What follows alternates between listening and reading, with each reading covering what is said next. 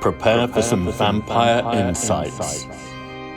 Okay, let's slam through the Bram Stoker Dracula plot. It centres at first on Jonathan Harker, a young, gullible lawyer who goes to Transylvania to complete a real estate deal that involves Count Dracula. He must visit the Count's castle in Transylvania. But when he gets there, the villagers all say to him, "Don't go up there. Don't go to that castle." Now, of course, Harker doesn't listen. This is a horror story after all. He gets into the carriage sent to him by Dracula. Along the way, it's attacked by wolves, and yet, when they get to the castle, Dracula is able to just shoo the wolves away, and they do his bidding. Dracula in the Bram Stoker story is a mustachioed, elderly, and polite gentleman. Nevertheless, Harker soon realizes that he is the prisoner of Dracula. Dracula has a small harem of female vampires who make a beeline for Jonathan Harker, not surprisingly maybe. But Dracula is most insistent that Harker is for him and himself alone, and orders his female vampires away. Back in England, Mina Murray is Harker's fiancée. She's waiting for his return. In the meantime, she's hanging out with her slightly badly behaved friend Lucy. Mina visits Lucy at the northern town of Whitby, where there has been a shipwreck on the coast. Strange to say that nobody has been found alive on this ship. In fact, nobody's been found at all.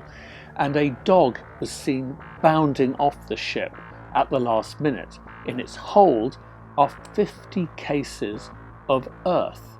Lucy starts sleepwalking, and Mina follows her into a cemetery where a strange figure approaches and envelops Lucy.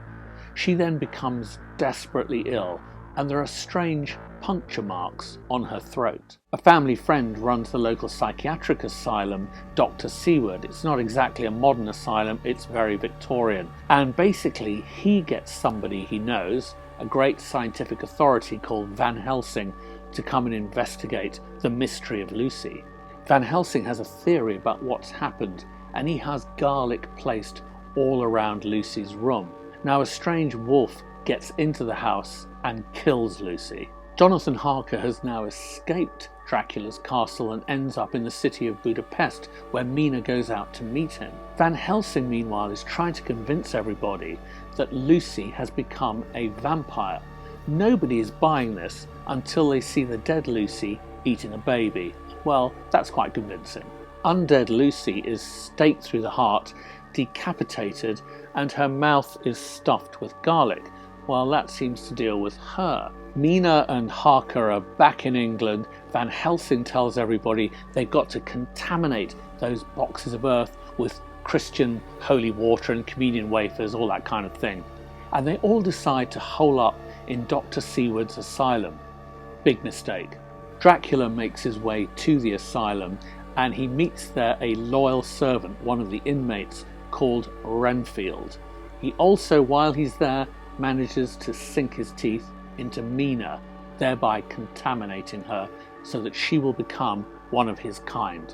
However, the boxes of earth are now contaminated, so Dracula must flee back to Transylvania. Now, everybody else follows him. They get to the castle first, they slay the female vampires, and Harker stabs Dracula to death. The plot of Bram Stoker's Dracula has been well and truly messed around with over the years by the movies. Let's take the example of the character Renfield. In the 1922 silent movie Nosferatu, Renfield becomes Harker's employer. In the 1931 Dracula movie with Bela Lugosi, it's Renfield that's sent to Transylvania to do the real estate deal and not Harker, falling under Dracula's spell, of course. In the 1970 movie Dracula, Renfield is a mute. In the 1992 movie Bram Stoker's Dracula, Renfield was the real estate agent handling Dracula's affairs before Harker. In the 2017 animation Monster Family, Renfield is Dracula's butler, who then turns on his master. And in the 2020 BBC Dracula adaptation, Renfield becomes Dracula's 21st century lawyer. Now, a useless fact, but clinical vampirism, that is when psychiatric patients are obsessed with blood, is referred to as Renfield's syndrome.